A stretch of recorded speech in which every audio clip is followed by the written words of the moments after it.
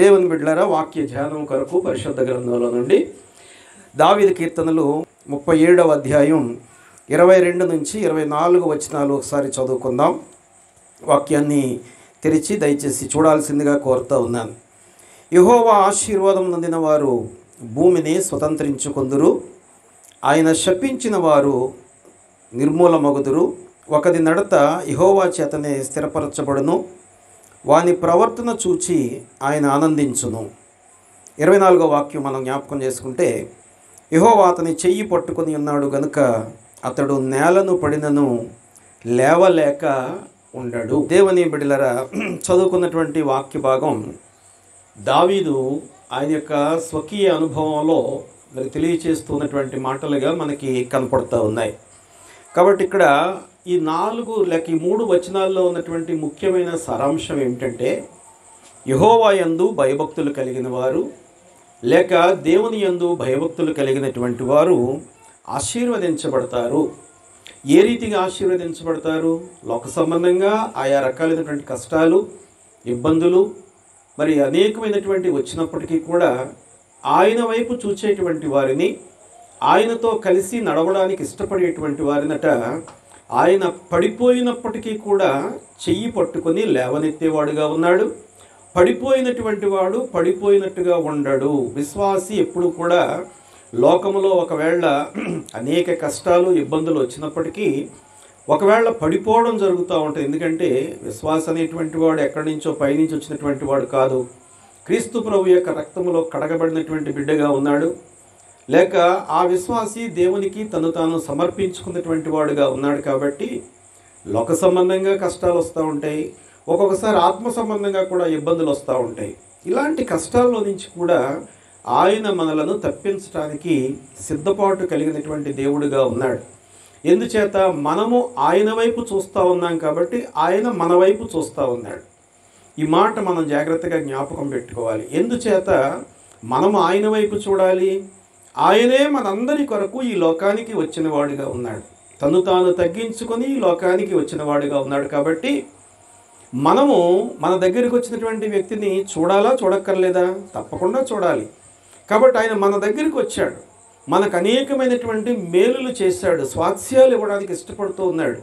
అందుచేత మనము ఇప్పుడు ఆయన వైపు చూడాలి. ఆయన వైపు చూచి ఆ మార్గంలో నడిచేటువంటి వారట తొట్టుపడినప్పటికీ, పడిపోయినప్పటికీ, లేక ఇంకేమైనా శ్రమలు ఎదురైనప్పటికీ కూడా వారందరినీ కూడా పడిపోయిన వాడిని పడిపోయినట్టుగా ఉంచేటువంటి దేవుడు కాదు అనేటువంటి సత్యాన్ని దావీదు గారు మనకి వాళ్ళ మరి స్పష్టంగా తెలియచేస్తూ ఉన్నాడు. దేవుని యందు భయభక్తులు కలిగినటువంటి వారు వచ్చేటువంటి మరి ప్రతి ఆశీర్వాదాన్ని పొందుకుంటూ ఆ ఆశీర్వాదాన్ని గుర్తించిన వారుగా, గమనించిన వారుగా ఉండి, ఒకవేళ ఇలా బహిరంగంగా వారి యొక్క కృతజ్ఞత తెలియచేయలేకపోయినప్పటికీ కూడా వ్యక్తిగతంగా దేవుని యొక్క సన్నిధిలో మరి వారు కృతజ్ఞత చెప్పుకోగలిగేటువంటి వారుగా ఉంటారు. రెండవదిగా మనం జ్ఞాపకం చేసుకున్నట్టయితే, ఇదే మాటల్లో మనం చదువుకున్నటువంటి విషయాల్లోనే ఆయనందు భయభక్తులు లేనటువంటి వారినట ఆయనందు భయభక్తులు లేనటువంటి వారిని, లేకపోతే కొంతమంది ఏం చేస్తూ ఉంటారంటే భయభక్తులు నటిస్తూ ఉంటారు. ఈ దినాల్లో అనేక మంది క్రైస్తవులమని చెప్పుకుంటూ, దేవుని యొక్క బిడలమని చెప్పుకుంటూ సంపూర్ణమైనటువంటి ఆ లోతును మరి గుర్తించలేనటువంటి వారుగా, సంపూర్ణమైనటువంటి విశ్వాసంలో నిలవబడలేనటువంటి వారుగా ఉండి నటించేటువంటి క్రైస్తవులుగా కనపడుతూ ఉంటారు. గుడి లోపల ఒక రకమైనటువంటి వ్యవహారం, గుడి బయట ఒక రకమైనటువంటి వ్యవహారం, ఆత్మలో ఒక రకమైనటువంటి ఆలోచన, బాహ్యంగా కనిపించేటువంటిది ఒక రకమైనటువంటి ఆలోచన. ఇలాంటి వారికట తప్పకుండా ఆయన శిక్షించేటువంటి వాడు. ఈ చదువుకున్నటువంటి 3 వచనాల్లో కూడా మనకు ఆ మాటలే తెలియచేస్తూ ఉన్నాడు. భయభక్తులు కలిగినటువంటి వారిని లేవనెత్తేటువంటి వాడు ఆయనే.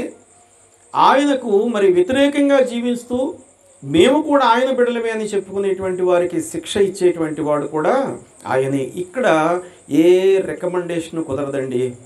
ఎవరు వచ్చి చెప్పినప్పటికీ కూడా ఆయన వినేటువంటి వాడు కాదు. ఆ విషయాల్లో మనమే సాక్షులుగా ఉంటాం. ఎవరో వచ్చి సాక్ష్యం కూడా చెప్పక్కర్లేదు, మనమే సాక్ష్యం చెప్తాం. అక్కడ నా తప్పులన్నీ ఇవే, నేను చేసినటువంటి పరిహారం ఇది, నా పాపం ఇదని మనకు మనమే ఒప్పుకొని ఆయన ఎదుట తల ఎత్తుకోలేకుండా తల దించుకొని ఉంటే వారి వైపు ఆయన కూడా చూసేటువంటి వాడు కాదు. ప్రియ దేవుని బిడ్డలారా, నీతిమంతులుగా మనం జీవిస్తూ ఈ లోకములో ఒకవేళ ఎప్పుడైనా పడిపోయినప్పటికీ కూడా ఆయన మనల్ని జ్ఞాపకం చేసుకునేటువంటి వాడుగా ఉన్నాడు.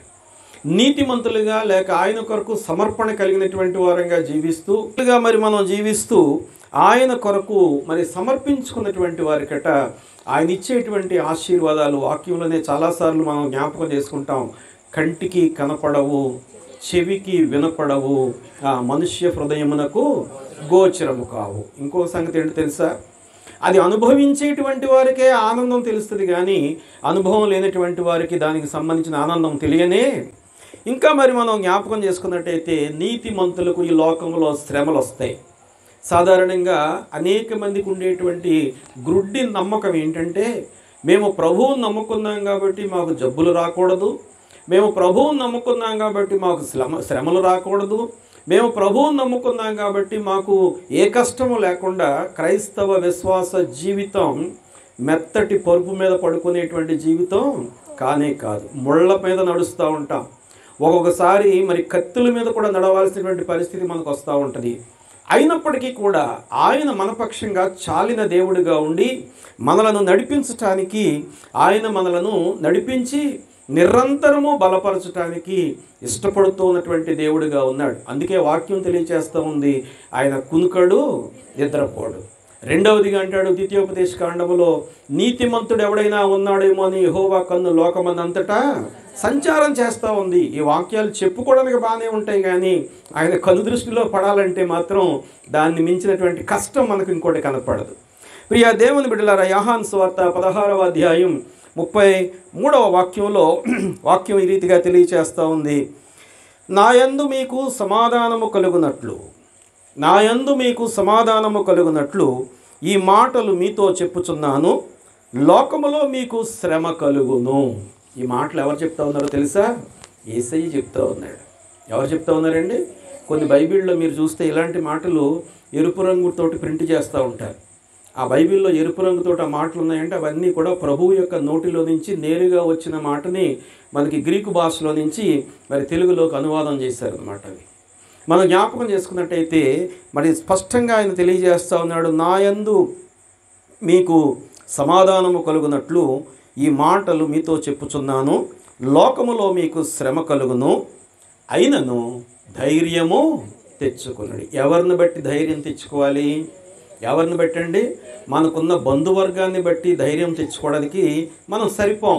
దేవుడు చాలా చిన్న మందులతోటి, సింపుల్ మెడిసిన్స్తో, ఎందుచేత మనకు వచ్చినటువంటి కష్టాన్ని బట్టి ఆయన నామం మహిమపరచబడాలి, ఆయన నామము మహిమపరచబడాలి. ఒకసారి యేసయ్య దగ్గరికి ఒక కుంటోండు మరి ఆ మోగవాడిని పట్టుకొచ్చి, అయ్యా ఎందుకు వీడు పాపం చేశాడా, వీడి తల్లిదండ్రులు పాపం చేశారా అంటే ప్రభు అంటా ఉన్నాడు, ఏమనంటే వాడు పాపం చేయలేదు, వాడి తల్లిదండ్రులు కూడా పాపం చేయలేదు, కానీ వానిని బట్టి దేవుని యొక్క నామము మనకొచ్చేటువంటి శ్రమను బట్టి మనము నమ్ముకున్నటువంటి మన రక్షకుడైన క్రీస్తు ప్రభు యొక్క నామం హెచ్చించబడుతుంది.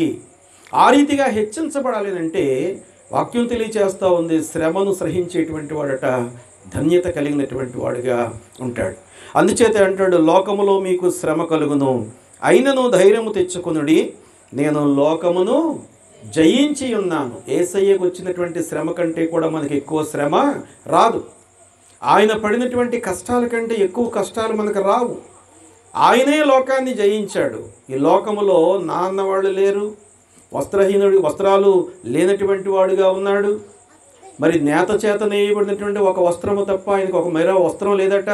యేసయ్య ధరించినటువంటి ఆ యొక్క వస్త్రం అక్కడక్కడ చివికిపోయినప్పటికీ కూడా ఇంకా అలా భద్రంగానే ఉన్నటువంటిదిగా వాళ్ళు బొమ్మల్లో పెడతా ఉన్నారు. కారణం ఏంటో తెలుసా? కేవలం ఆయన నమ్ముకున్నటువంటి దేవుడు ఆ తండ్రి యొక్క ఆజ్ఞకు లోబడి పనిచేసిన వాడుగా ఉన్నాడు. కాబట్టి ఈ దినాన ఆయన ధైర్యం తెచ్చుకోండి అని మనకు చెప్పగలుగుతూ ఉన్నాడు. మనం ఎవరికైనా చెప్తూ ఉంటాం, ఏదైనా ఇబ్బంది పడ్డామని అంటే పర్లేదండి ధైర్యంగా ఉండండి అంటాం, కానీ ఇక్కడి నుంచి మళ్ళీ అక్కడికి వెళ్ళిన తర్వాత చెప్పలేమండి ఏమవుతుందో. ఏమంటారండి? చెప్పలేమండి ఏమవుతుందో. ఇక్కడేమో ధైర్యంగా ఉండండి అన్నాడు, బయటికి వెళ్ళి ఏమంటున్నాడు? చెప్పలేమండి ఏమవుతుందో. ప్రియ దేవుని బిడ్డలారా, ఆయన మనపక్షంగా కార్యాన్ని చేసేటువంటి వాడుగా ఉన్నాడు. ఆయన మనల్ని నిలబెట్టుకునేటువంటి వాడుగా ఉన్నాడు. స్పష్టంగా చెప్తా ఉన్నాడు ఆయన, నన్ను చూసి మీరు ధైర్యము తెచ్చుకోండి. ఈవేళ ఈ చిన్న కుటుంబానికి అనేక శ్రమలు వచ్చినాయి, ఇబ్బందులు వచ్చినాయి, కష్టాలు వచ్చినాయి. అయినప్పటికీ కూడా తాను కలిగినటువంటి ఆ విశ్వాసాన్ని బట్టి ఈ దినాన మరి ఈ రీతిగా ధైర్యంగా మరి నిలబడగలిగినటువంటి వాడుగా ఉన్నాడు. ఇంగ్లీష్లో ఒక పెద్ద ఆయన ఏమి రాస్తూ ఉంటాడంటే, Christians are experienced by pains. నొప్పుల ద్వారా. ఏ నొప్పులండి? లోక సంబంధమైనటువంటి కష్టాలు అనేటువంటి నొప్పుల ద్వారా. ఇవన్నీ కూడానంట, these pains are very temporary. చాలా తాత్కాలికమైనటువంటి కష్టాలు మనకు వస్తాయి, కానీ మనం సహించగలిగినటువంటి కష్టాలే దేవుడు మనకి ఇస్తాడు. కానీ ఆ కష్టంలోనే దేవుడు మనకి ఏం చూపిస్తాడో తెలుసా? సంతోషాన్ని చూపిస్తాడు. ఒక కష్టం మనకు ఎదురైంది అంటే ఆ కష్టము వెనకాల ఒక సంతోషము దాచిపెట్టబడి ఉంది. ఒక ఇబ్బంది ఎదురైందంటే ఆ ఇబ్బంది వెనకాల ఒక ఆనందాన్ని దేవుడు మన కొరకు దాచిపెడతా ఉన్నాడు. అందుకే అంటాడు, శోధన సహించేటువంటి నరుడు ధన్యుడు అనేటువంటి మాట వాక్యంలో స్పష్టంగా మన కొరకు తెలియచేయబడతా ఉంది.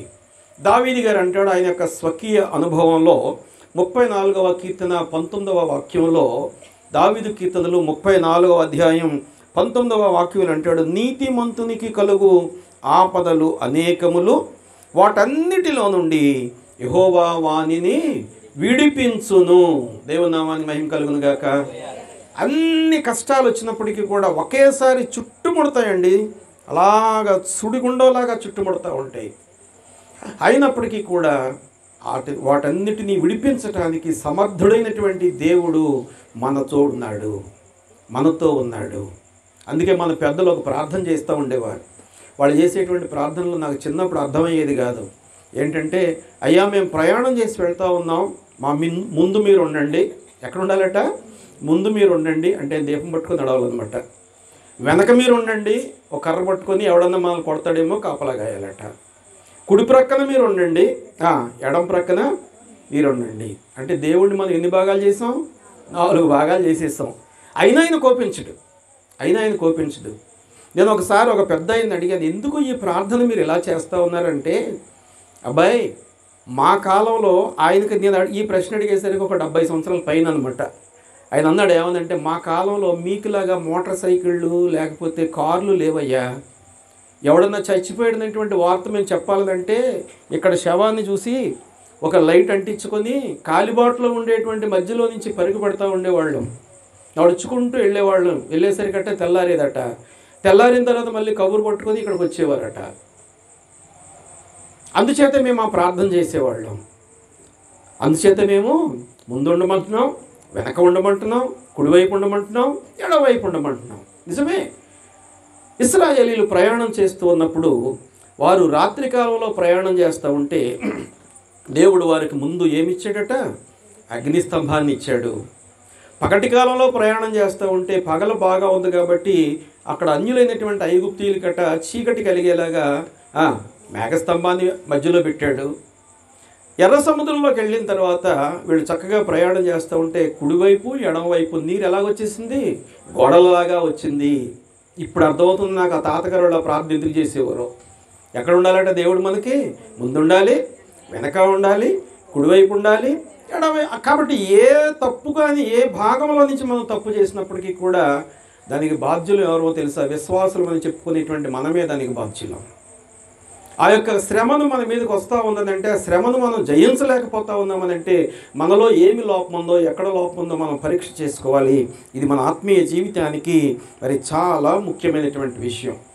రోమా సంఘం గొప్ప సంఘం, అభివృద్ధి చెందినటువంటి సంఘం, ఆశీర్వదించబడినటువంటి సంఘం, జ్ఞానులు ఉన్నటువంటి సంఘం, మరి బలాఢ్యులైనటువంటి వారు ఉన్నటువంటి సంఘం. వారి యొక్క రాష్ట్రానికి, ఆ దేశానికి వారు ప్రత్యేకంగా ఒక పరిపాలన సిద్ధాంతాలు కలిగినటువంటి ఆ యొక్క ప్రాంతం అది. అందులో ఈ రోమా సంఘాన్ని పెట్టాడు పౌలు గారు. ఆయన కూడా రోమీయుడు కాబట్టి రోమా సంఘానికి రాస్తూ వాళ్ళకి ఒక మాట చెప్తా ఉన్నాడు. చూద్దాం ఒకసారి. రోమా పత్రిక 8వ అధ్యాయం 24వ వాక్యం మనం జ్ఞాపకం చేసుకున్నట్టయితే, వారిలో ఏమి కొదువుగా ఉంది, వారు ఏమి కలిగి ఉండాలో వాళ్ళకి తెలియజేస్తూ ఉన్నాడు. రోమా పత్రిక 8వ అధ్యాయం 24వ వాక్యం, ఏలయనగా మనము నిరీక్షణ కలిగిన వారమై రక్షింపబడితిమి. మనము నిరీక్షణ కలిగిన వారమై రక్షింపబడితిమి. ఎందుకంటా ఉన్నాడు ఈ మాట పౌలు గారు తెలుసా? పౌలు గారు యేసు ప్రభు తర్వాత ఇంచుమించు 36 సంవత్సరాల తర్వాత వచ్చినటువంటి వాడు. అంటే యేసు ప్రభుని ఆయన చూడలేదు. యేసు ప్రభుని గురించి విన్నాడు కానీ, ధర్మశాస్త్రాన్ని ఔపాసన పట్టించుకున్నాడు కానీ, అందులో ఉన్నటువంటి ప్రవచనాలన్నీ కూడా ఎరిగినవాడుగా ఉన్నాడు కానీ, ఆయనను ముఖాముఖిగా చూసినటువంటి సహవాసం లేనటువంటి సందర్భంలో ఆయన ఇప్పుడు నిరీక్షణతో ఆయన వైపు చూస్తూ ఉన్నాడు. ఆ దమస్కులో పట్టబడిన తర్వాత ఆయన కళ్ళకున్నటువంటి ఆ యొక్క ఆ లోక సంబంధమైనటువంటి నేత్రాలు మూయబడిన ఉన్నటువంటి సందర్భంలో ఆ దమస్కులో నేల మీద పడి ఆత్మ సంబంధమైనటువంటి ఆ యొక్క నేత్రాలు తెరవబడిన తర్వాత ఆయన అంటా ఉన్నాడు, ఇప్పుడు ఆయనకు నిరీక్షణకు కూర్చున్నటువంటి ఒక ఆలోచన వస్తూ ఉంది. అదే రోమా సంఘంతో చెప్తా ఉన్నాడు. ఏంటది? ఏలయనగా మనము నిరీక్షణ కలిగిన వారమై రక్షింపబడితిమి. గత వారం మనం మందిరంలో కూడా జ్ఞాపకం చేసుకుందాం. తోమాతో మాట్లాడుతూ ఆయన అంటాడు ఏమనంటే, తోమా, నీవు చూచి నమ్మవు కానీ చూడక నమ్మిన వారు మరీ ధన్యులు. ఆయనకంటే మనమే మరీ ధన్యులం. ఈ యొక్క పౌలు గారు కూడా అదే చెప్తా ఉన్నాడు ఆ సంఘానికి. నిరీక్షణతో మనం విశ్వాసము ద్వారా దేవుని బిడ్డలంగా తీర్చిదిద్దబడ్డాం. ఈవేళ మనం ఇంత సంతోషంగా ఆనందంగా ఉన్నామనంటే మనకేదో ఈ లోకంలో ఆస్తులు అంతస్తులను బట్టి కాదు కానీ కేవలము మన దేవుడైన లేక మన రక్షకుడైనటువంటి ప్రభువు వారు మనతో ఉన్నాడు అనేటువంటి ఆ సత్యాన్ని మనం జ్ఞాపకం చేసుకోగలుగుతావు. అక్కడ అంటాడు ఇంకా, నిరీక్షింపబడినది కనబడినప్పుడు నిరీక్షణతో పని ఉండదు. తాను చూచుచున్న దాని కొరకు ఎవడు నిరీక్షించును? మనం చూస్తూ ఉన్నాం. ఏం చూస్తూ ఉన్నాం? నా వెనక నా ప్రభు ఉన్నాడు, నా ముందు నా ప్రభు ఉన్నాడు. కేవలం ఆయన యొక్క ఉచితమైనటువంటి కృపను బట్టి, ఆయన నా మీద చూపించినటువంటి ప్రేమను బట్టి, విశ్వాసము ద్వారా నేను రక్షించబడినటువంటి వాడిగా ఉన్నాను. ఈ రక్షణను బట్టే నేనే కాదు, నాతో పాటుగా అనేక మందిని నేను ప్రభు వైపు తిప్పగలుగుతూ ఉన్నాను. కాబట్టి ఈ దినాల్లో ఉన్నటువంటి మనం ఇంచుమించు పౌలు గారు మొదలుకొని ఇప్పటి వరకు రాబోయే కాలంలో ఉన్నటువంటి వారి వరకు కూడానట కేవలము నిరీక్షణ మీద మాత్రమే. నిరీక్షణ అంటే కనిపెట్టాలి, ఎప్పుడు జరుగుతుందో ఏమో అనేటువంటి అనుమానం మనకొద్దు. వాక్యం తెలియజేస్తూ ఉంది, నమ్ముట నీ వలనైతే నమ్మువానికి సమస్తము సాధ్యం. అది సాధ్యము చేసేటువంటి దేవుడు ఎలా చేస్తాడు? నీ నిరీక్షణ యొక్క స్థాయిని బట్టి, నిరీక్షణలో నీకున్నటువంటి అంతస్తును బట్టి, నీ యొక్క విశ్వాసం యొక్క లోతును బట్టి ఆయన నీకు సమస్తాన్ని కూడా సాధ్యము చేస్తాడు. ఇవాళ రక్షణ మన ఎదురుగుండా కనపడుతూ ఉంది. ఇంక మనకు లోటే ఉంది? ఇవాళ మన అందరం కూడా సమృద్ధి కలిగినటువంటి వారంగా ఉండి సంతోషించాలి. విశ్వాసులకు వచ్చేటువంటి కష్టాలు తాత్కాలికమైనటువంటివి, బహు కొద్దిగా వస్తాయి. తట్టుకునేటువంటి స్థాయిలో మాత్రమే మనకి కష్టాలు వస్తూ ఉంటాయి. ఎందుచేత విశ్వాసులకు కష్టాలు వస్తాయి? మనందరం కూడా సంపూర్ణంగా విశ్వసించాము అని చెప్పుకుంటూ ఉన్నాం, లేక నడుస్తూ ఉన్నాం. ఇందాకే చెప్పాను, నటించే వాళ్ళు కొంతమంది విశ్వాసులుగా, లేక నిజంగా విశ్వాసములో వేరుపారి జీవించేటువంటి వారు కొంతమంది, ఎన్ని కష్టాలు వచ్చినప్పటికీ కూడా ప్రభువును విడిచిపెట్టకుండా నడిచేటువంటి వారు కొంతమంది. విశ్వాసులకు వచ్చేటువంటి కష్టాలట కేవలం మన తప్పిదాలను బట్టి మాత్రమే వస్తూ ఉంటాయి, మొదటిగా. రెండవదిగా మనం జ్ఞాపకం చేసుకున్నట్టయితే ఒక్కొక్కసారి లోకం మనకి కష్టాలు కల్పిస్తూ ఉంటుంది. మన తప్పిదాలు ఉంటాయి, లోకం మనకి ఆ యొక్క కష్టాలు కలిగించేటువంటిదిగా ఉంటుంది. మూడవదిగా మనం జ్ఞాపకం చేసుకుంటే ఒక్కొక్కసారిట విశ్వాసిని చూసి సాతానుడు ఓర్వలేక సాతానుడు స్వయంగా మనకి కష్టాలు కల్పిస్తూ ఉంటాడు. సాతానుడు స్వయంగా మనల్ని ఇరుకులలో ఇబ్బందులలో పెట్టేటువంటి వాడుగా ఉంటాడు. ఏమండి, సాతానుడిని దేవుడు అణచలేడంటే ప్రాణం పెట్టడం, ప్రాణం తీయడం తప్పించి మిగిలినటువంటి అన్నీ కూడా వాడి హస్తంలో ఉన్నాయి. వాడికి దేవుడు అనుగ్రహించాడు. కానీ రెండే ఆయన దగ్గర ఉంచుకున్నది ఏంటి? ప్రాణం పెట్టడం, ప్రాణం తీయటం. ఈ దినాల్లోకి డాక్టర్లు కూడా కొత్త ప్రాణాన్ని పెట్టలేరు, ఉన్న ప్రాణాన్ని తీయలేరు. ఎవడో పనికి మాలినటువంటి వాడైతే తప్ప సాధారణంగా ఏ డాక్టర్ అయినా సరే ఏదో రకంగా ప్రాణాన్ని నిలబెట్టాలి అనుకుంటాడు. అంతేకాదు, కొత్తగా ప్రాణాన్ని ఇవ్వాలంటే మా వల్ల కాదు అనేటువంటి మాట తెలియజేస్తూ ఉంటాడు. మన రక్షకుడైన క్రీస్తు ప్రభు వారు కూడా మన కొరకు అదే రీతిగా నా బిడ్డలు బ్రతకాలి, నా బిడ్డలు క్షేమంగా ఉండాలి, నా బిడ్డలు ఆరోగ్యంగా ఉండాలి అనేటువంటి ఆలోచన కలిగినటువంటి వాడుగా ఉండి తన ప్రాణాన్ని పెట్టడానికి పరలోక భాగ్యాన్ని విడిచిపెట్టి ఈ లోకానికి ఆయన వచ్చినటువంటి వాడుగా మరి కనపడుతూ ఉన్నాడు. అందుచేత ఈ లోకంలో మనకు వచ్చేటువంటి కష్టాల కోసం మనం బాధపడాల్సినటువంటి అవసరము లేదు. అసలు దాని గురించి ఆలోచించవద్దు, దాని గురించి మీరు ఏమాత్రము కూడా మనసు పెట్టొద్దు. ఆ కష్టం మీద మీరు మనసు పెడితే మంచి పని చేయడం కానీ మంచి దారిలో వెళ్ళటం కానీ మర్చిపోయేటువంటి వాళ్ళంగా ఉంటాం. కొరింథీ సంఘం అదే రీతిగా నిరీక్షణ లేకుండా ఎప్పుడు దుఃఖపడుతూ ఉండేవారట. కొరింథీ సంఘానికి లోటేమీ లేదు. చాలా మంచి వ్యాపారం చేసేవాళ్ళు ఉన్నారు, తెలివైన వాళ్ళు ఉన్నారు, జ్ఞానులు ఉన్నారు, మరి మంచి మంచి గృహాలు కట్టుకున్నటువంటి వారు ఉన్నారు. అయినప్పటికీ కూడా వాళ్ళ జీవితాల్లో సంతోషం లేదు. వాళ్ళకి ఎప్పుడు కూడా దుఃఖమే. ఎందుచేత ఆ దుఃఖాన్ని వారు కలిగి ఉన్నారంటే సంపూర్ణమైనటువంటి దేవుని మీద నమ్మిక లేనటువంటి వారుగా, సంపూర్ణమైనటువంటి విశ్వాసమును ఎరగకుండా జీవిస్తూ మేము కూడా విశ్వాసులమని చెప్పుకుంటున్నటువంటి వారుగా ఉంటూ ఉండగా, ప్రియ దేవుని బిడ్డలారా, వారికి పౌలు గారు తెలియజేస్తూ ఉన్నాడు. 2వ కొరింథీ పత్రిక 7వ అధ్యాయం 10వ వాక్యం అంటాడు, ఒక మాట తెలియజేస్తూ ఉన్నాడు. దైవ చిత్తానుసారమైన దుఃఖము రక్షణార్థమైన మారు మనస్సును కలుగచేయును. మనకు దుఃఖం దేనికోసం ఉండాలో తెలుసా? ఎందుకు ఉండాలో తెలుసా? దేవా, ఇవాళ ఉదయం లేచింది మొదలుకొని నేను మరలా పడక మీదకి వెళ్ళే వరకు కూడా నీ నామపక్షంగా ఏమైనా తప్పు చేశానా? నీ కొరకు నేను జీవించకుండా నా స్వలాభం కొరకు, నా స్వార్థము కొరకు నేనేమైనా మరి పొరపాటు చేస్తున్నానా అని మనం ఆలోచించకపోవటం వల్లే మనకి తెల్లారు లేచేసరికి ఏమొస్తూ ఉంటుందట? దుఃఖం వస్తూ ఉంటుంది. అలా ఆలోచించుకొని మనల్ని మనం పరీక్షించుకొని పశ్చాత్తాపడినటువంటి వారట తెల్లవారేసరికి సంతోషంగా లేస్తారు. వారి యొక్క దినచర్య ఆనందంగా ప్రారంభించేటువంటి వారుగా ఉంటారు. ఎందుచేత దైవ చిత్తానుసారమైనటువంటి దుఃఖాన్ని మనం కలిగి ఉండాలి. కానీ మనం ఏ దుఃఖాన్ని కలిగి ఉంటామంటే లోక సంబంధమైనటువంటి దుఃఖం. ఏమిటి మన దుఃఖం చెప్పండి? మన దుఃఖాలు ఏంటి చెప్పండి ఒకసారి. అందరికి వచ్చిన మాటే, సండే స్కూల్ దగ్గర నుంచి నేర్చుకుంటాం ఈ మాట. ఎవరు చెప్తారు? ఒక 10 రూపాయలు బహుమతి ఇస్తారు. చెప్తారు ఎవరన్నా? ఇదేంటండి 10 రూపాయలు కాలితే మీకే పడేస్తాం మేము అనుకుంటున్నారా? చెప్పాలి. ఏమి తిందుమో, ఏమి త్రాగుదుమో, ఏమి ధరించుకుంటామో, ఎక్కడ పడుకుంటామో, పడుకుంటే తెల్లారు లెగుస్తామో లేదో అది నీ చేతిలో ఉందా అమ్మా? అది మన చేతిలోది కాదు కదా. ఏమి తింటాం? ఉన్నదే తింటాం. ఏం ధరించుకుంటాం? ఉన్నదే ధరించుకుంటాం. ఇంకా అంత బాధపడాల్సినటువంటి అవసరం లేదు. అంత బాధపడద్దు. ఒకవేళ మీకు ఎవరికన్నా ఈ పూట ఏం తింటామని ఏమన్నా చింత ఉంటే కనుక లోపలికి వెళ్ళండి, మంచి మసాలా వాసన వస్తుంది, ఏం పర్వాలేదు. ఎవరికన్నా ఏమి తింటామనేటువంటి చింత ఉంటే పిలిచినా పిలవకపోతే వెళ్ళండి, వెళ్ళి పెట్టకపోతే ఊరుకోకండి. ప్రియ దేవుని బిడ్డలారా, ఈ లోక సంబంధమైనటువంటి చింతను బట్టి ఆత్మ సంబంధమైనటువంటి జీవితానికి మనం లోటు కలిగించుకుంటా ఉన్నాం. కొరింథీ సంఘానికి అదే రాస్తా ఉన్నాడు. దైవ చిత్తానుసారమైన దుఃఖము రక్షణార్థమైన మారు మనస్సు కలుగచేయును, ఈ మారు మనస్సు దుఃఖమును పుట్టించు. అనగా నిజమైనటువంటి మారు మనస్సు.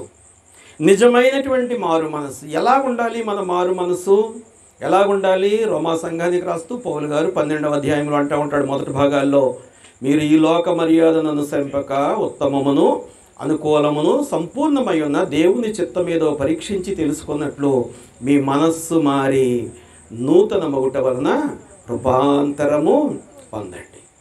నేను గత వారం ముందు వారం చెప్పాను, రూపాంతరం పొందడం అంటే గొంగళ పురుగులు ఇప్పుడు మొదలవుతాయి. మనకి వర్షాలు పడినాయి కదా, ఎక్కడ పడితే అక్కడ కనపడతా ఉంటాయి. ఎంతమంది వెళ్ళి సరదాగా గొంగళ పురుగుతో ఆడతారు చెప్పండి? చేతిలో ప్రతిదానికి భయమే. మన చేతి కింద ఉండి దాన్ని మనం నశింప చేయగలమనేటువంటి దాన్ని చూసి కూడా మనం భయపడిపోతూ ఉంటాం. ఇంకా సాతాను కల్పించేటువంటి ఆ యొక్క తంత్రాలకి భయం లేకుండా ఎలా ఉంటుంది మనకి? వాడు మామూలుగా రాడు కదా. తినేటప్పుడు ఆలోచిస్తూ ఉంటాం, మన ఉన్నటువంటి తింటే సంతోషమే, ఆ పక్క నుంచి మంచి వాసన వస్తుంది కదా, ఈవేళ మనం వండుకోలేకపోయాం, ఇదొక ఆలోచన. ఇక బట్టల గురించి మనం చెప్పక్కర్లేదు. అందుకే ప్రభువు వారు చెప్తా ఉన్నాడు, ఏమి తింటాం, ఏమి తాగుతాం, ఇలాంటి వాటి గురించి ఆలోచించేటువంటి వాడినే ఆయన అంటా ఉన్నాడు. ఏమంటే వెర్రివాడా ఏమంటున్నాడండి? దయచేసి అలాంటి వాటి గురించి ఆలోచించొద్దు. మనకిచ్చినటువంటిది ఎందుచేత మనం గొప్ప విశ్వాసులం. ఈ లోక సంబంధమైనటువంటి జీవితం మనకు శాశ్వతం కాదు. రాబోయే కాలంలో యుగ యుగాలు తరతరాలు దేవుని యొక్క మహిమలో ఉండి ఆనందించేటువంటి స్థితి కొరకు ఆయన మనల్ని సిద్ధపాటు చేసుకుంటా ఉన్నాడు. ఇక్కడ ఆ విశ్వాసాన్ని ఎవరైతే కలిగి ఉంటారో చూడండి, ఇక్కడ అంటాడు కదా, ఈ మారు మనస్సు దుఃఖమును పుట్టించదు, అయితే లోక సంబంధమైన దుఃఖము మరణమును కలగచేయును. లోక సంబంధమైన దుఃఖము మరణమును కలగచేయును. ఒక క్రిస్మస్ వచ్చిందట.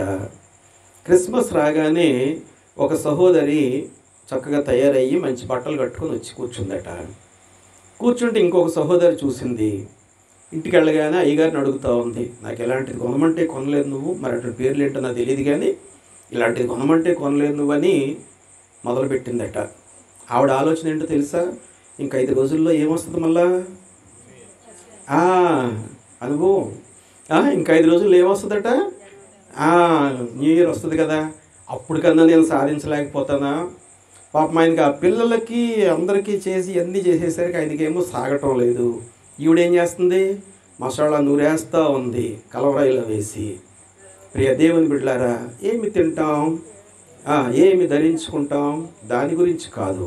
ఒకవేళ నువ్వు విశ్వాసం అని చెప్పుకుంటూ లోక సంబంధంగా కనుక ఆలోచిస్తూ నీ కుటుంబంలో కనుక ముసలం పుట్టిస్తూ ఉంటే నీకు దుఃఖమే తప్ప అది మరణానికి దారితీస్తూ ఉంటుంది. అనగా సంతోషం అనేటువంటిది నీ ముఖంలో కనపడదనేటువంటి సత్యాన్ని మరి తెలియచేస్తూ ఉన్నాడు. అన్ని రకాలైనటువంటి ఆశీర్వాదాలు అనుభవించి దేవుని చేత ఒక గొప్ప దీవెన పొందుకున్నాడు. జ్ఞానం అనేటువంటి దీవెన పొందుకున్నాడు. ఎవరైనా? సొలొమోను గారు. చివరికి అంటా ఉన్నాడు ఏమనంటే, సామెతల గ్రంథం 17వ అధ్యాయం 22వ వాక్యములు అంటాడు, సంతోషము గల మనస్సు ఆరోగ్యము. దేవుని నామానికి మహిమ కలుగును గాక. ఎంతమంది కొంత సంతోషం చేతులు ఎత్తారా ఒకసారి? ఆ వెనకాల బాయ్స్ ఎత్తట్లేదు కొంతమంది, అంటే ఎక్కడో సంతోషం లోపం. సంతోషమైన మనస్సు ఏం కలగజేస్తుందట? ఆరోగ్యం కలగజేస్తుందండి. ఆరోగ్యానికంటే ఈ లోకంలో మనకు కావాల్సినటువంటిది ఏముంది చెప్పండి? ఆరోగ్యం కంటే మనకి మరి కావాల్సింది ఏముంది? ప్రియ దేవుని బిడ్డలారా, అన్నీ అనుభవించినటువంటి వాడు ఏదో గొప్పవాడు అనుకుంటాం మనం. వాడికి నిద్ర ఉండదు, తెలుసా విషయం మీకు? వాడికి నిద్ర ఉండదండి, ఎంత ఎలా దాచుకోవాలి ఏంటనేటువంటిది. కానీ దేవుని వాక్యం తెలియజేస్తూ ఉంది స్పష్టంగా, నీవు సంతోషంగా ఉండి. ఎవరిని బట్టి సంతోషించాలి? నీ కొరకు తన ప్రాణాన్ని పెట్టి ఇవాటికి కూడా తన కనురెప్పల చోటున నిన్ను కాచుకుంటూ కనురెప్పలు వేయకుండా నీ వైపే దృష్టి ఉంచినటువంటి నీ రక్షకుడైనటువంటి క్రీస్తు ప్రభువును బట్టి నువ్వేం కలిగి ఉండాలి? సంతోషము కలిగి ఉండాలి. ఆ సంతోషాన్ని మనం కోల్పోతా ఉన్నాం. ఎందుకో తెలుసా? లోకం వైపు చూస్తూ ఉన్నాం. లోకం వైపు మనం చూసేటువంటి వారిగా మరి కనపడుతూ ఉన్నాం. ఎవరైతే ఆత్మ సంబంధమైనటువంటి సంతోషాన్ని కలిగి ఉంటారో, ఎవరైతే యేసు వైపు చూచుచూ వారి యొక్క ఆత్మీయ జీవితాన్ని మరి నడుపుతూ ఉంటారో, 2వ కొరింథీ పత్రికలో పౌలు గారు కొరింథీ సంఘానికి రాస్తూ 2వ అధ్యాయం 15వ వాక్యంలో ఒక మాట వారికి 2వ కొరింథీ పత్రిక 2వ అధ్యాయం 15వ వాక్యంలో, రక్షింపబడు వారి పట్లను నశించు వారి పట్లను మేము దేవునికి క్రీస్తు సువాసన అయి ఉన్నాము. ఎవరట? ఎవరి మాట చెప్తా ఉన్నారు? పౌలు గారు చెప్తా ఉన్నాడు. ఎవరికి సువాసనగా ఉన్నారు? రక్షించబడిన వారికి సువాసనగా ఉన్నారు. రక్షణ లేనటువంటి వారికి కూడా సువాసనగా ఉన్నారు. ఎందుకు ఈ మాట అంటా ఉన్నాడు తెలుసా? పౌలు గారు ఏ మిషనరీ ప్రయాణం చేసినప్పటికీ కూడా ఏదో ఒక 2 గంటల్లో లేకపోతే 1 గంట మాట్లాడేసి మనం రెస్ట్ తీసుకుందాం అనుకునేటువంటి వాడు కాదటండి. రాత్రికాల సమయంలో వారందరూ కూడా భోజనం చేసిన తర్వాత కూర్చుంటే తెల్లవారే వరకు కూడా విస్తారంగా వారితోటి మాట్లాడుతూ ఉండేవాడట. ఏం మాటలు? నువ్వెంత అందంగా ఉన్నావు, నువ్వెంత మంచి బట్టలు కొట్టుకోవచ్చు, ఇవి కాదండి. వాక్యానుసారమైనటువంటి మాటలు, వారి యొక్క ఆత్మలను బలపరిచేటువంటి మాటలు చెప్తా ఉన్నాడు. ఎందుకంటే పౌలు గారికి అంత ఆలోచించేటువంటి అవకాశం కూడా లేదు. ఎందుకంటే ఆయన అందగాడు కాదు, డబ్బులు ఉన్నటువంటి వాడు కూడా కాదు. సమస్తాన్ని కూడా విడిచిపెట్టేశాడు. చివరికి క్రీస్తు ప్రభు యొక్క నామము కొరకు పౌలు గారు ఏ రీతిగా మరణించాడో తెలుసా? ఎవరికైనా తెలుసా పౌలు ఏ రీతిగా మరణించాడో? పౌలుని ఏం చేశారంటే ఇలా తలకిందులుగా పెట్టి కాళ్ళు పైకి తల కిందకి పెట్టి, కాళ్ళు పైకి తల కిందకి పెట్టి ఈ మధ్యలో నుంచట రంపంతో కోసి చంపారటండి పౌలుని. అయినప్పటికీ అంటా ఉన్నాడు ఏమనంటే, నేను ఎలాగున్నానో తెలుసా, విశ్వాసులకు సువాసనగా ఉన్నాను. ఆత్మ సంబంధమైనటువంటి సువాసన, అవిశ్వాసులకి కూడా సువాసనగానే ఉన్నాను. ఇంత గొప్ప సాక్ష్యం చెప్పినటువంటి పౌలు గారు ఈ దినాన మనతో కూడా మాట్లాడుతూ ఉన్నాడు. మన సువాసన మన రక్షణార్థమైనటువంటి ఆత్మీయ జీవితంలో నుండి మరి బయటకు రావాలి. 16వ వాక్యం అంటాడు, నశించు వారికి మరణార్థమైన మరణపు వాసనగాను, రక్షింపబడు వారికి జీవార్థమైన జీవపు వాసన. రక్షించబడేటువంటి వారికి సిలువను గూర్చిన వార్త నశించు వారికి ఎలాగుందట, వెర్రితనం, వాళ్ళకి మరణమే. అదే వార్త వినేటువంటి వారు ప్రభువును బట్టి కనుక ఆనందిస్తూ ఉంటే, ప్రియ దేవుని బిడ్డలారా, వారట సువాసన వెదజల్లుతూ ఉంటారు. ఇవాళ మనలో నుంచి ఏమి రావాలి చెప్పండి అమ్మా, ఏమి రావాలి? బాడీకి కొట్టుకునేటువంటి పెర్ఫ్యూమ్ వాసన కాదు. ఏ రావాలి? ఆత్మ సంబంధమైన విశ్వాస సహితమైన, మేము నిరంతరము జీవించేటువంటి దేవుని మహిమలో ఉంటామనేటువంటి ఆ సువాసన మన యొక్క ప్రవర్తనను బట్టి, మన మాటలను బట్టి, మన కార్యాలను బట్టి బయటకు వెదజల్లాల్సినటువంటిదిగా కనపడుతూ ఉంది. ఈ సందర్భంలో నేను ఒక ఉదాహరణ తెలియజేస్తాను. ఏమిటా ఉదాహరణ అంటే, బైబిల్ గ్రంథంలో మనకు అనేక మంది ఉన్నారు, కానీ సర్వాన్ని కోల్పోయినటువంటి వ్యక్తి ఒక ఆయన ఉన్నాడు. ఎవరైనా అమ్మా? యోబు. యోబు గారు మరి సర్వాన్ని కలిగినటువంటి వాడు. ఆయన అసలు ఆ చుట్టుపక్కల ఉన్నటువంటి వారి కంటే కూడా గొప్ప ఆస్తిపరుడుగా ఉన్నాడట. ఏమిటి ఆయనకు ఉన్నటువంటి ఆస్తి అంటే, 7,000 గొర్రెలు ఉన్నాయట, తర్వాత ఏమో 3,000 ఒంటెలు ఉన్నాయి, 500 జతల ఎడ్లున్నాయి, అంటే 1000 ఎడ్లు అనమాట, కాడి కట్టడానికి ఉపయోగపడేటువంటివి. అంటే 500 జతల ఎడ్లతో ఆయన వ్యవసాయం చేస్తూ ఉన్నాడంటే ఎంత పంట ఉంటుంది, ఎంత పొలం ఉంటుంది ఆయనకి. ఇంకా మనం జ్ఞాపకం చేసుకుంటే 500 ఆడగాడిదలు ఉన్నాయి. ఆడగాడిదలు ఎందుకంటా ఉన్నారంటే, మగగాడిదలు చేసేటువంటి పని కంటే కూడా ఆడగాడిదలు చేసేటువంటి పనే ఎక్కువ. బరువులు మోసేటువంటి పని ఆడగాడిదలకే వాడుతూ ఉండేవారు.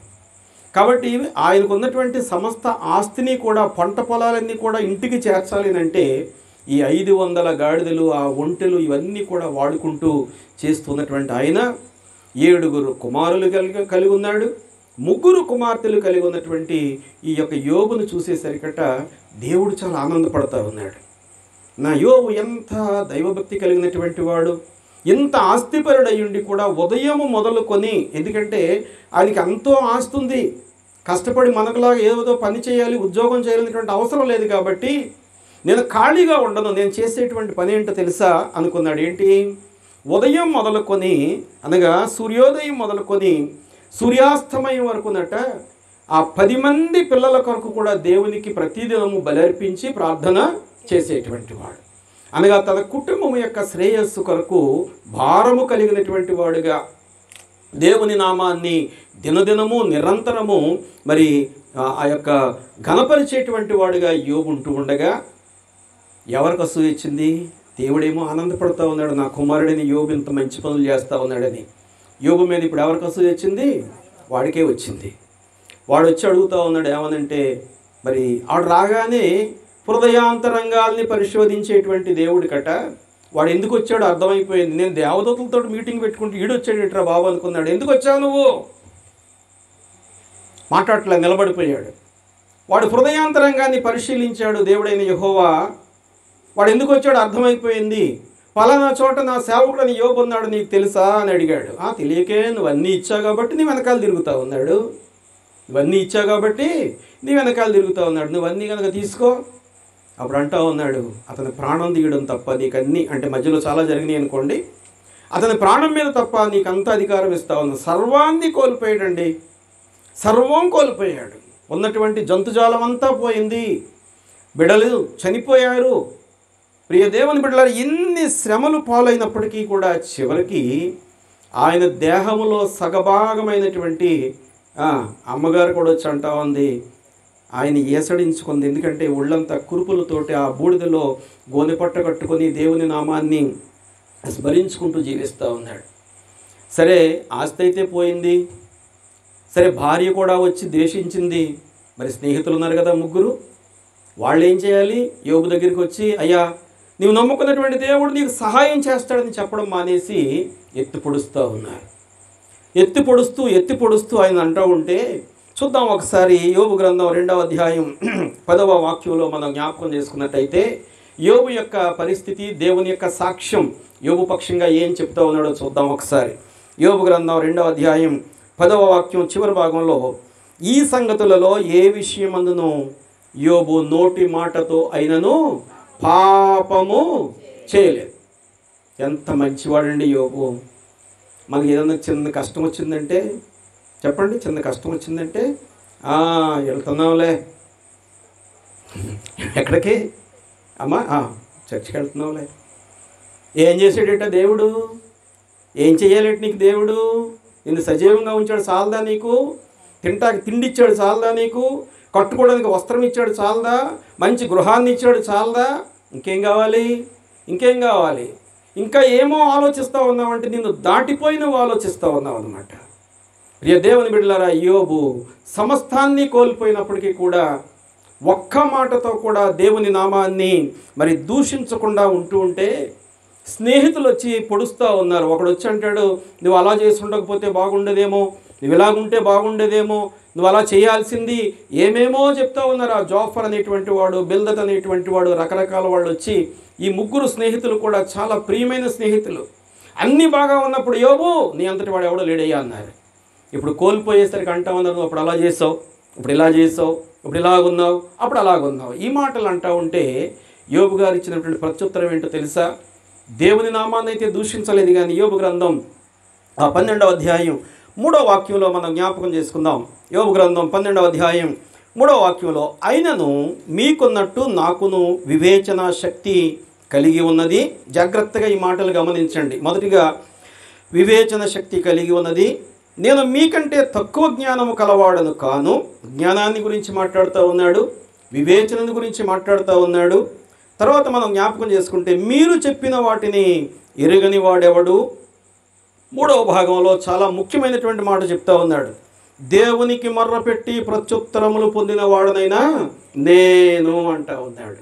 మనకుందా ఈ ధైర్యం? ఈవేళ దేవునికి ప్రార్థన చేసి నేను జవాబు పొందనని ఎంతమంది చెప్తారో ఒకసారి మీ కుడి చేయి పైకి ఎత్తుతారా? నేను ఎత్తుతాను. ఎందుకంటే ప్రత్యుత్తరం మనకి ఇచ్చేటువంటి దేవుడు ఎప్పుడు ఇస్తాడు చెప్పాలి. నీకు ఏది కావాలో అదే అడగాలి. నీకు ఏది కావాలో అదే అడగాలి. నీకు అక్కర్లేదని అడిగావనుకో, అటువైపు ఆయన చెవి కూడా పెట్టాడు. యోబు గారు ఒక మాట అంటా ఉన్నాడు, అయ్యా ఓ బిల్దదు, ఓ జోఫరు, మీకంటే దేవుడు నాకు వివేచన శక్తి ఎక్కువ ఇచ్చాడు. మీకంటే నేను జ్ఞానము కలిగినటువంటి వాడిని. అంత జ్ఞానం లేకపోతే అన్ని జంతుజాలాన్ని, అంత పంట పొలాల్ని ఎక్కడైనా మేనేజ్ చేస్తాడండి? అంత వ్యాపార సంబంధమైన కార్యాలని ఎలా చేయగలుగుతాడు? అజ్ఞానాన్ని దేవుడే ఇచ్చాడు నాకు అని అంటూ ఆ కింద అంటాడు 9వ మరి అధ్యాయం. అదిగా ఈ వివేచన, ఈ జ్ఞానము యోబు గారికి ఎక్కడి నుంచి వచ్చింది? సామెతల గ్రంథం 9వ అధ్యాయం 10వ వాక్యంలో మనం చాలా సందర్భాల్లో జ్ఞాపకం చేసుకుంటాం. యెహోవా యందు భయభక్తులు కలిగి ఉండుటయే జ్ఞానమునకు మూలం. యోబు ఒక్క మాటలో కూడా దేవుని నామాన్ని దూషించిన వాడు కాదు, భక్తిగా జీవించాడు. అందుచేత యోబుకి ఏముంది? వాళ్ళ దేవుని యందు భయం ఉంది, భక్తి ఉంది. కురుపులతో బాధపడుతూ ఉన్నప్పటికీ కూడా, నశించిపోయేటువంటి శరీరము క్షీణించిపోతూ ఉన్నప్పటికీ కూడా, ప్రతివాడు వచ్చి ఎత్తుపొడుపు మాటలు మాట్లాడుతూ ఉన్నప్పటికీ కూడా యెహోవా యందు భయభక్తులు కలిగిన వాడుగా జీవించాడు. రెండో మాటలో తెలియజేస్తా ఉన్నాడు అదే వాక్యంలో, పరిశుద్ధ దేవుని గూర్చిన తెలివియే వివేచనకు ఆధారం. యోబుకు అప్పటికే అర్థమైపోయింది, ఇది దేవుని వలన వచ్చినటువంటి కష్టం నాకు కాదు, ఇది కేవలము సాతాను సంబంధమైనటువంటి శోధన. వాక్యంలో నాకు తెలియజేశాడు, నా దేవుడు శోధన సహించేటువంటి నరుడు ధన్యుడు అన్నాడు. కాబట్టి ఈ శోధనను నేను ఎంచేటువంటి వాడిని కాదు, దీన్ని నేను జయించేటువంటి వాడుగా మరి కనపడుతూ ఉన్నాను. ఆ తదుపరి యోబు గ్రంథం 13వ అధ్యాయం 3వ వాక్యంలో యోబు గారు మరలా జవాబు చెప్తా ఉన్నాడు. మీకు తెలిసినది నాకును తెలిసి ఉన్నది, నేను మీకంటే తక్కువ జ్ఞానము కలవాడను కాను. నేను సర్వశక్తి గల దేవునితో మాటలాడగోరుచున్నాను. నేను మీతో మాట్లాడినయ్యా. ఓ బిల్దదు, ఓ జోఫరు, గెట్ అవుట్. నేను ఎవరితో మాట్లాడతాను? లోకంతో నేను మాట్లాడను, లోకస్తులతో నేను మాట్లాడను. నేను మాట్లాడేటువంటిది నేను నమ్ముకున్నటువంటి నా దేవుడే. నాకు ఆస్తిపాస్తులు ఇచ్చినటువంటి నా దేవుడినే నేను నమ్ముకుంటాను. ఆయన అప్పుడు ఇచ్చాడు, ఇప్పుడు తీసుకున్నాడు. ఆయనకే మహిమ కలుగుతుంది అంతే. ఆ లోటు ఏమన్నా ఉంటే ఆయనదే అవుతుంది, కానీ అది నాది కాదు. కాబట్టి నేను ఆయనతో మాట్లాడుతానయ్యా, ఆయన దగ్గర నుంచే నేను జవాబు తెచ్చుకుంటాననేటువంటి మరి మాట మనకు తెలియజేయబడతా ఉంది. దేవునితోటట మరి వాగ్వాదం వేసుకుని మాట్లాడినటువంటి వాళ్ళు బహు కొద్ది మందిలో చాలా ముఖ్యమైనటువంటి వాడు మరి యొక్క యోబు. హిజ్కియా కూడా దేవునితోటి మాట్లాడి ఒక ఛాలెంజింగ్ ప్రార్థన చేస్తూ ఉన్నాడు. నేను నీ సన్నిధిలో ఎలా ఉన్నానో నీకు తెలుసు కదా. ఈ మాట మనం అనగలవండి దేవునితోటి? గో మీద కొట్టేస్తాడు ఆయన, మామూలుగా కొట్టడు మనల్ని. ఎందుకో తెలుసా? ఆయన సన్నిధిలో ఈ పూట ఒకలాగా ఉంటాం, రేపు పొద్దున ఒకలాగా ఉంటాం, ఇంకో గంట తర్వాత ఇంకొకలాగా ఉంటాం.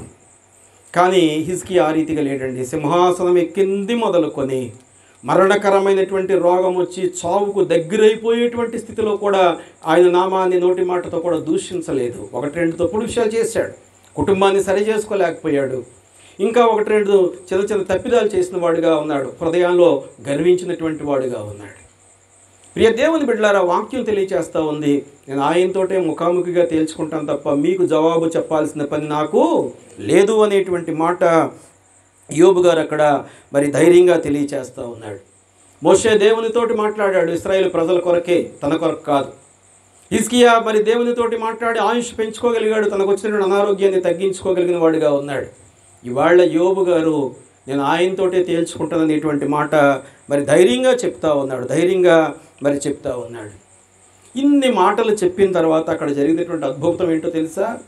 దేవుడట ఈ 3 స్నేహితులతోటి చెప్తా ఉన్నాడట, ఎవరు బాబు మీరు వెళ్ళంటారు నాయన యోబు దగ్గరికి వెళ్ళి ప్రార్థన చేయించుకోండి అంటా ఉన్నాడట. ఎవరి దగ్గరికి వెళ్ళాలి? అప్పుడు యోబు పరిస్థితి ఎలాగుంది? ఇప్పుడిప్పుడే తేరుకుంటా ఉన్నాడు దేవుని కృపను బట్టి. యోబు దగ్గరికి వెళ్ళండి అయ్యా, మీ కొరకు అతడు బలర్పించి మీ కొరకు ప్రార్థన చేస్తాడు. నా యొక్క భక్తుడు, నా యొక్క బిడ్డ, నా చేత పట్టబడినటువంటి వాడు ప్రారంభ దినాలు మొదలుకొని చివరి వరకు కూడా అదే రీతిగా బ్రతికాడు. కాబట్టి మీరు ఇవాళ ఒక మాట మాట్లాడుతూ ఉన్నారు, రేపు ఒక మాట మాట్లాడుతూ ఉన్నారు. కాబట్టి ఇప్పుడు మీలో ఉన్న పాప ప్రక్షాళన జరగాలి అంటే అతని యొక్క స్నేహితులుగా మీరు ఉన్నారు కాబట్టి, అతను మిమ్మల్ని ఇంకా ప్రేమిస్తూ ఉన్నాడు కాబట్టి మీ పాప ప్రక్షాళన కొరకు యోబు దగ్గరికి వెళ్ళి బలర్పించుకొని ప్రార్థన చేయించుకోండి. 42వ అధ్యాయం చూద్దాం ఒకసారి. 42వ అధ్యాయం 10వ వాక్యంలో దేవుని యొక్క ఆజ్ఞ చొప్పున యోబు చేసినటువంటి పని మనం జ్ఞాపకం చేసుకుందాం. యోబు గ్రంథం 42వ అధ్యాయం 10వ వాక్యం. మరియు యోబు తన స్నేహితుల నిమిత్తము ప్రార్థన చేసినప్పుడు, ఎవరి నిమిత్తం ప్రార్థన చేశాడట? యోబు ఎవరి నిమిత్తం చేశాడండి? తన స్నేహితుని కొరకు, తన పొరుగువాని కొరకు ప్రార్థన చేసిన వాడిగా ఉంటూ ఉండగా దేవుడైన యెహోవా ప్రార్థన ఆలకించి యెహోవా అతని క్షేమ స్థితిని మరలా అతనికి ఇదేంటండి, స్నేహితుల కోసం ప్రార్థన చేస్తే వాళ్ళకి మారు మనసు రావాలి, కానీ ఇప్పుడు ఎవరికి వచ్చిందంటే క్షేమస్థితి? నీ శత్రువు ఆకలి కొని ఉంటే అతనికి ఆహారం పెట్టు, దాహముగా ఉంటే వానికి దప్పిక తీర్చు. అలాగు చేయటం వలన ఏమవుతుందట అమ్మా? అలాగు చేయటం వలన అతని తల మీద నువ్వు పోయక్కర్లేదు, వాడు పోసినట్టుగా ఫీల్ అవుతాడు, గుండు బాధేసుకుంటూ ఉంటాడు అక్కడ. ఎందుకంటే అరే నేను ఇంత దారుణంగా మాట్లాడానే ఈ సహోదరుడిని, ఇంత కాని స్థితిలో తగ్గించి మాట్లాడానే, అయినప్పటికీ నన్ను ఏం చేస్తూ ఉన్నాడు? ప్రేమిస్తూ ఉన్నాడు. ఇది ఎవరు నేర్పించారు యోబుకి? తను నమ్ముకున్నటువంటి దేవుడే నేర్పించాడు. ఆ మార్గంలో నడిచాడు. ఇవాళ వాళ్ళు పజిల్ అయిపోతూ ఉన్నారు, కంగారు పడిపోతూ ఉన్నారు. ఆ కింద భాగం అంటాడు, మరియు యోబునకు పూర్వము కలిగిన దానికంటే 2 అంతలు అధికముగా అతనికి దయచేసాను. ఆ చివరి వాక్యాలు అంటాడు 42వ అధ్యాయం 16వ వాక్యం కూడా మనం జ్ఞాపకం చేసుకుంటే ఆ చివరి వాక్యాలు అంటాడు, యోబు గారికట అప్పుడు 500 ఉంటే ఇప్పుడేమో 1000 వచ్చినాయి, అప్పుడేమో 7000 ఉంటేనేమో ఇప్పుడు 14,000 వచ్చినాయి, అక్కడ మరి 500 జతల ఎడ్లు ఉంటేనేమో 10,000 జతల ఎడ్లు వచ్చినాయి. అన్నీ పెరిగిపోయినాయి, పొలాలు పెరిగిపోయినాయి, పంటలు పెరిగిపోయినాయి, అన్నిటిలో కూడా ఆశీర్వదించబడ్డాడు. ఎందుచేతో తెలుసా? ఆయన దేవుని మార్గములో నడిచిన వాడుగా ఉన్నాడు. ఇంకొక మాట తెలియజేస్తా ఉన్నాడు అక్కడ 16వ వాక్యం మనం జ్ఞాపకం చేసుకుంటే, యోబు గారట 16వ వాక్యంలో, అటు తర్వాత యోబు 140 సంవత్సరములు బ్రతికెను, కుమారుల కుమారులను 4 తరాల వరకు చూశాడట. ఒక గ్రంథకర్త రాస్తా ఉన్నాడు యోబు గారి గురించి ఏమనంటే, ఆయనకి ఈ జబ్బు ఏ సంవత్సరంలో వచ్చిందో, ఎంత వయసులో వచ్చిందో మనకు బైబిల్లో లేదు, కానీ ఉన్నటువంటి చారిత్రక ఆధారాలను బట్టి ఆ దినాల్లో ఉండేటువంటి వయసు యొక్క ప్రామాణిక వయసును బట్టి యోబుకు 70 సంవత్సరాల ప్రాయంలో ఈ యొక్క కష్టం వచ్చింది, మొదలైంది. సాతానుతోటి యుద్ధం మొదలైందట. 70 సంవత్సరాల తర్వాత అలాగ దెబ్బలాడుతూ ఇప్పుడు మళ్ళా దాని నుంచి జయం పొందిన తర్వాత, బాగైన తర్వాత, అంతకంటే రెట్టింపు ఆస్తి పొందుకున్న తర్వాత, ముందున్నటువంటి బిడ్డల కంటే మరి రెట్టింపు బిడ్డలు కలిగిన తర్వాత, అంతేకాదు ఆ దేశంలో కానీ ఆ చుట్టుపక్కల కానీ ఆ బిడ్డలంతా అందమైనటువంటి వారు ఎవ్వరు కూడా లేరట. అంతేకాదు 4 తరాల పిల్లల్ని చూశాడు. అంటే యోబు గారి యొక్క మొత్తం జీవితకాలం ఎంత అనమాట, అదొక 70, ఇదొక 140. అది ఒక 70, ఇదొక 140. ఏమనుకోకండి, అలాగంటే కొంచెం అలర్ట్ చేస్తే మిగిలిన కూడా అలర్ట్ అవుతారని. రైట్, ఎంత 210 సంవత్సరాలు అలాగ ప్రభువును పట్టుకునే జీవించిన వాడిగా ఉన్నాడు. అందుకే ఈవేళ మనం యోబు గారిని ఒక రోల్ మోడల్గా, ఒక ఆత్మీయ గొప్ప విశ్వాసిగా, ఒక మార్గదర్శిగా మనం ఆయన గురించి మనం చెప్పుకుంటా ఉన్నాం. కాబట్టి నిరీక్షణ కలిగినటువంటి వారు మనం ఏం కలిగి ఉండాలో తెలుసా? ప్రార్థనా జీవితాన్ని కలిగి ఉండాలి. దావీదు కీర్తనలు 61వ అధ్యాయం 5వ వాక్యంలో అంటాడు ఆయన, మనం జ్ఞాపకం చేసుకున్నట్టయితే దావీదు కీర్తనలు 61వ అధ్యాయం 5వ వాక్యంలో, దేవా నీవు నా మొక్కుబడులను అంగీకరించి ఉన్నావు, నీ నామమునందు భయభక్తులు గలవారి స్వాస్యము నీవు నాకు అనుగ్రహించి ఉన్నావు. స్థాయిలోనే మనం దేవునికి ప్రార్థన చేస్తే ప్రార్థనకు జవాబిచ్చేటువంటి దేవుడు ఆయన అంటాడు. ఈ ప్రార్థనలో దావీదు గారు ఏం చేస్తా ఉన్నాడు తెలుసా? ఒక ఒప్పుకోలు చేసుకుంటా ఉన్నాడు. దేవా నేను నీకు మొక్కుబడి చేసుకుంటా ఉన్నాను, ఆ మొక్కుబడి చెల్లించుకుంటూ ఉన్నాను. ప్రసంగి గారు అంటాడు, మొక్కుబడి చెల్లించుకుంటున్నాడు కదా దావీదు గారిని, ఎక్కడ కూడా సొంతంగా తొందరగా మొక్కుబడి చేయకండి. ఎందుకంటే మొక్కుబడి చేసుకుంటేనట అది ఖచ్చితంగా ఏం చేయాలా? చెల్లించి తీరాలి. చెల్లించకపోతేనట అంతకంటే ఎక్కువ శాపం పొందేసుకుంటామట మనం. కాబట్టి ఆలోచన లేకుండా మొక్కుబడులు ఎవరో చేసుకోవాకండి. ప్రతి మొక్కుబడి కూడా ఆలోచించి చెయ్యాలి. దావీదు గారు అదే చెప్తా ఉన్నాడు, నేను చేసుకున్నటువంటి మొక్కుబడి నీకు చెల్లిస్తాను, దానిని నీవు అంగీకరించయ్యా, నా స్వాస్థ్యం మీద నన్ను మరి నిలబెట్టినందుకు నేను నీకు మొక్కుబడి ఇచ్చుకుంటా ఉన్నాను. రెండవదిగా నిరీక్షణ కలిగినటువంటి వారు, అనగా యోబులాగా, దావీదులాగా, సొలొమోనులాగా, మరి ఇతరులైనటువంటి బైబిల్లో ఉన్నటువంటి అనేక మంది భక్తులలాగా నిరీక్షణ కలిగినటువంటి వారట పాపము లేనటువంటి జీవితాన్ని జీవించాలి. మొదటిగా మనం కలిగి ఉండాల్సింది ఏంటో తెలుసా? ప్రార్థన జీవితం చేయాల్సింది ఏంటో తెలుసా? పాపము లేనటువంటి జీవితాన్ని కలిగి ఉండాలి. ఇది చాలా కష్టమైనటువంటి పరిస్థితి. మరి ముఖ్యంగా యవన ప్రాయంలో ఉన్నటువంటి బిడ్డలకు మరీ కష్టమైనటువంటి పరిస్థితి. ఇక్కడ మనం జ్ఞాపకం చేసుకుంటే కీర్తనాకారుడు అంటాడు 119వ కీర్తన 11వ వాక్యంలో చక్కటి మాట తెలియజేస్తూ ఉన్నాడు. నీ ఎదుట నేను పాపము చేయకుండానట్లు నా హృదయములో నీ వాక్యము ఉంచుకొని ఉన్నాను. ముందుగా ప్రార్థన చేయాలి. రెండవదిగా వాక్యాన్ని ఎప్పుడు కూడా మనతోటే, అది ఆ అమ్మాయికే కాదు మిగిలినటువంటి వారికి కూడా, పెద్దలకు కూడా, తల్లిదండ్రులకు కూడా, మనం వెళ్ళేటువంటి ప్రతి చోట కూడా దేవుని యొక్క వాక్యాన్ని, ఆ వాక్య ప్రకారంగా మనం నడుస్తూ ఉంటేనట మనం చూసిన ప్రతి వాడు కూడా భయపడుతూ ఉంటాడట. క్రైస్తవులు అంటే చాలామందికి భయం వేస్తుంది. క్రైస్తవులు అంటే అందరు క్రైస్తవులు అంటే కాదు, నిజమైనటువంటి క్రైస్తవుడు అంటే అనేక మంది భయపడుతూ ఉంటారు. ఎందుకో తెలుసా? వాడు అబద్ధం ఆడడురా, వాడు లంచం తీసుకోడురా, సమయానికి వచ్చి మళ్ళీ సమయం అయ్యే వరకు కూడా కూర్చుంటాడు. ఎవడు మనల్ని ప్రశ్నించేవాడు? నీకు ఇచ్చిన సమయం వరకు అక్కడే ఉంటే నువ్వు పని చేస్తూ ఉంటే. ప్రియ దేవుని బిడ్డలారా, నిరీక్షణ కలిగినటువంటి వారం చేయాల్సింది ఏంటో తెలుసా? ఓపికతో ప్రార్థన చేయాలి. రెండవదిగా వాక్యాన్ని మన చేత పట్టుకుని ఉండాలి. మూడవదిగా కృతజ్ఞత కలిగి ఉండాలి. ఏం కలిగి ఉండాలి? కృతజ్ఞత కలిగి ఉండాలి. ఇక్కడ మనం జ్ఞాపకం చేసుకుందాం, కొలసీ సంఘానికి రాస్తూ పౌలు గారు 1వ అధ్యాయం 12వ వాక్యంలో మరి కొన్ని అంశాలు కృతజ్ఞత విషయంలో తెలియజేస్తూ ఉన్నాడు. సో అందరూ బైబిల్ ఉన్నటువంటి వారు చూడండి. కొలసీ పత్రిక 1వ అధ్యాయం 12వ వాక్యంలో లోక సంబంధమైన జ్ఞానం పుస్తకాలు చదివితే వస్తుంది, కానీ ఆత్మ సంబంధమైనటువంటి జ్ఞానం రావాలంటే కనుక ఆయనతోటి సహవాసం చేస్తూ నడవాలి. యోబు గారికి ఏమన్నా గ్రంథం ఉందా అండి? యోబు గారికి ఏమన్నా గ్రంథం ఉందా? అబ్రహాం గారికి ఏమన్నా గ్రంథం ఉందా? మోషేకి ఏమన్నా గ్రంథం ఉందా? ఆకాశంలో నుంచి ఏదో ప్రత్యేకమైన స్వరం వినపడతా ఉంది. ఆ స్వరం వినపడగానే చిత్తము నీ దాసుడు ఆలకిస్తూ ఉన్నాడు. చెప్పయ్యా సెలవి. సమూయేలుకి ఏమన్నా గ్రంథం ఉందా?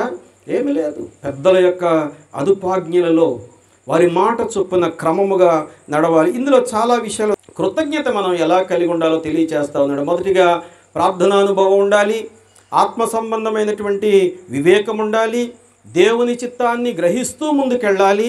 నాలుగవదిగా సత్కార్యాలు చేయాలి. అందులో సఫలమయ్యేటువంటి సత్కార్యాలు చేయాలి, విఫలమయ్యేటువంటి సత్కార్యాలు చేయకూడదు. ఎప్పుడు విఫలమవుతుంది సత్కార్యం? మనసు పెట్టకుండా చేస్తే విఫలమైపోతుంది. మనసు పెట్టి చేస్తే అది చిన్న పని అయినప్పటికీ కూడా దేవుడు సఫలం చేసేటువంటి వాడుగా ఉంటాడు. ఐదవదిగా మనం జ్ఞాపకం చేసుకున్నట్టయితే దేవుని విషయమైన జ్ఞానాన్ని పొందుకోవాలట. దేవుని విషయమైన జ్ఞానం ఎక్కడి నుంచి వస్తుంది? యెహోవా యందు భయభక్తులు కలిగి ఉండుటయే జ్ఞానమునకు మూలం, తెలివికి మూలం, వివేచనకు మూలం, వివేకానికి మూలం. అది లేకపోతే ఈ 4 సున్నా, ఈ 4 లేకపోతే మన జీవితం పల్టీ కొట్టుకుంటూ పోతుంది అన్నమాట. ఇంకా కింద మనం జ్ఞాపకం చేసుకుంటే ప్రభువునట సంతోష పెట్టాలటండి. ఎవరిని సంతోష పెట్టాలి? లోకాన్ని కాదు మనం సంతోష పెట్టేది. ఎవరికైనా ఏదన్నా మంచి మాట చెప్తే సంతోషపడతారు, ఇలా కాదని చెప్తే కోపం వస్తుంది. ఒక 100 రూపాయలు ఇస్తే సంతోషపడతారు. ఈ మధ్యన ఎక్కడో చదివాను నేను పేపర్లో, ఒక పెద్ద ఆయన చెప్తా ఉన్నాడు. ఏమనంటే ఎవరికైనా అవసరం ఉన్నప్పుడట మీరు 99 సార్లు సహాయం చేస్తే ఆయనంత మంచోడు లేడంటాడట. ఏమంటాడండి? ఆయనంతా మంచోడు లేడంటాడు. ఆ 100వ వెళ్ళిన తర్వాత బాబు నాకు పలానా అవసరం, ఇక ఈడు చేస్తున్నాడు అని వాడికి అలవాటు అయిపోయింది కదా, వచ్చి వస్తామని అడుగుతూ ఉంటాడు. ఒకసారి సహాయం చేయవాలంటే అయ్యా ఈసారికి నేను ఏం చేయలేనంటే ఈడంత దుర్మార్గుడు లేడురా, ఈ 99 సార్లు సంపాదించినంత ఏమైపోయింది? బూడిదలో పోసినా ఇది మనుషులు కలిగినటువంటిది. కానీ దేవుడు ఉన్నాడు చూసారా, ఆయనకట నీవు కనుక ఒక్కసారి నికరంగా నమ్మకస్తుడుగా నమ్మకస్తురాలుగా ఆయన కనుక మరి ఆ యొక్క పరిచర్య చేయగలిగితే, ఆయనను సంతోషపెట్టగలిగితే ఆయన నీకు అనేకమైనటువంటి దీవెనలు ఆశీర్వాదాలు మరి ఇచ్చేటువంటి వాడుగా కనపడుతూ ఉంటాడు. ఇంకా ఏం కావాలంటే విశ్వాసికి నిరీక్షణ కలిగినటువంటి వారికట అదే వచనంలో చెప్తా ఉన్నాడు, ఓర్పు కావాలండి. ఏం కావాలి? క్రైస్తవ విశ్వాసులకు లోపించింది అదే. 40 నిమిషాలు 45 నిమిషాలు అయ్యేసరికి ఓర్పు కోల్పోతారు. ఇంకా వదలట్లేదురా బాబు, జిడ్డులాగా పట్టుకున్నాడు. ఎవడాడు? అమ్మా ఎలా పట్టుకున్నాడట? జీడ్లాగా పట్టుకొని బంక జీడ్లాగా వదలట్లేదురా. ఎన్ని మాటలు అంటామో కదా, గమనించాలి ప్రియ దేవుని బిడ్డలారా. క్రైస్తవ విశ్వాసికి ఓర్పు కావాలి. తదుపరి అంటాడు దీర్ఘశాంతం ఉండాలి, సంపూర్ణమైనటువంటి ఆత్మీయ బలాన్ని కలిగి. ఈ 9 లక్షణాలు మరి ఎవరైతే కలిగి ఉంటారో వారందరికీ కూడా దేవుని యొక్క దీవెనలు అపారముగా మరి ఇచ్చేటువంటి వాడుగా ఆయన కనపడుతూ ఉన్నాడు. ప్రియ దేవుని బిడ్డలారా, నిరీక్షణ కలిగినటువంటి వాడు, విశ్వాస అయినటువంటి వాడట పడిపోయినప్పటికీ కూడా లేవలేక చూడండి మాట, చూడండి ఆఖరు మాట, లేవలేక ఉండడు. ఆ వాక్యం చదివేటప్పుడు నేను చాలాసార్లు చదవాల్సి వచ్చింది ఆ మాట, ఒక్క మాటే. గబుక్కుని మనం ఇక్కడ నిలబడి పడిపోయినను వాడు లేవలేక ఉండును అని చదివామనుకోండి, ఇక అయిపోయింది. అక్కడ ఏమంటున్నాడు చూడండి, చిన్న అక్షరాలతో ఆఖరు మాట అన్నాడు. విశ్వాసి అయినటువంటి వాడు, ఆ మాట ఎవరైనా ఒకసారి చదవండి. అతడు నేలను పడినను లేవలేక ఉండడు. అంటే నేల మీద పడిపోయినప్పటికీ కూడా లేచేటువంటి శక్తి ఎవరిస్తారు?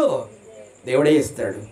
యోబు అంత ఇబ్బందిలో ఉండి బిడ్డలు పోయినటువంటి మానసిక వేదన, ఆ లాస్, పొలాలు పోయినటువంటి మానసికమైనటువంటి వేదన, ఇన్ని వేదనలో ఉన్నటువంటి వాడు ఒక మాట దూషిస్తే దూషించాడా?